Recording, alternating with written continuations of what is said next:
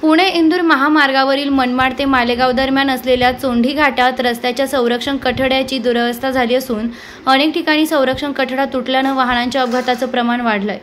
कठडा तुटल्याने वाहने थेट खोल दरीत कोसळण्याचे धोका निर्माण झाला असून तातडीनं संरक्षण कठड्यांची भिंत बांधावी अशी मागणी होत आहे।